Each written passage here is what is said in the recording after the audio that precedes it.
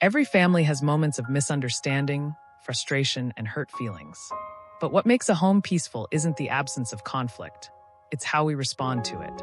As Christians, we're called to reflect God's grace and forgiveness, not just in public or at church, but right where it matters most, at home. Today, let's talk about how to model grace and forgiveness within your family, and why doing so can transform your home into a space filled with peace, love, and Christ-centered harmony. Grace is more than kindness. It's choosing to extend love and patience, even when someone doesn't deserve it. When parents model grace, they show their children that love isn't conditional, that it isn't earned by good behavior, but freely given, just as God's love is for us. Modeling grace looks like responding calmly instead of reacting in anger. It means offering second chances, speaking words that heal instead of hurt, and listening with empathy, even when emotions run high. Children don't learn grace from sermons. They learn it from watching us live it.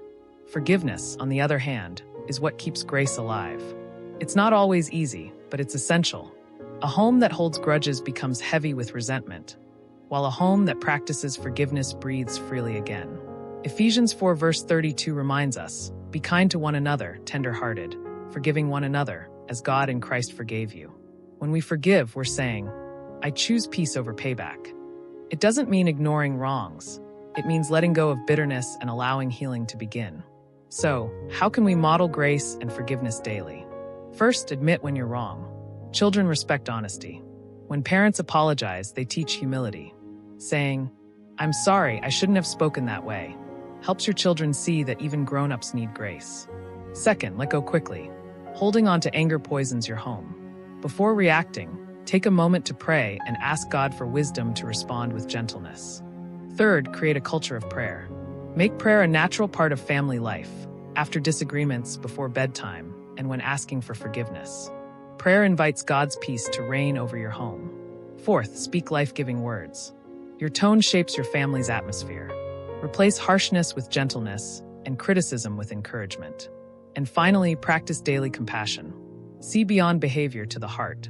When your child is upset or your spouse is short-tempered, ask yourself, what's really going on? Grace responds with compassion instead of judgment. Forgiveness also needs to be taught, especially to children. Kids often hold on to hurt feelings, but when we teach them to forgive early, we help them build stronger relationships for the future. You can do this by reading Bible stories together, like Joseph forgiving his brothers or the parable of the prodigal son. You can role-play what forgiveness looks like, or let them see you and your spouse make peace after an argument. When they see forgiveness lived out, they begin to understand its power. And speaking of marriage, grace begins between husband and wife. Marriage is the heartbeat of the home, and when couples forgive each other freely, they create a safe and loving environment for everyone else. Disagreements are normal, but unity is a choice. Colossians 3 verse 13 reminds us, "Forgive as the Lord forgave you." Pray together, listen with patience, and never let pride win over peace. When your marriage reflects God's grace, your children learn what love really looks like: humble, kind, and enduring.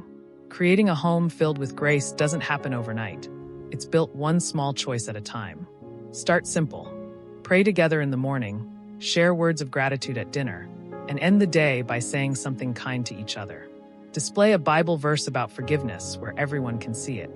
These small acts cultivate peace and remind your family daily that God's love covers every flaw and every failure.